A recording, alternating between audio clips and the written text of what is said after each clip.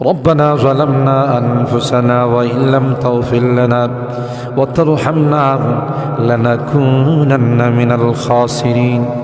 ربنا فاغفر لنا ذنوبنا وكفر عنا سيئاتنا وتوفنا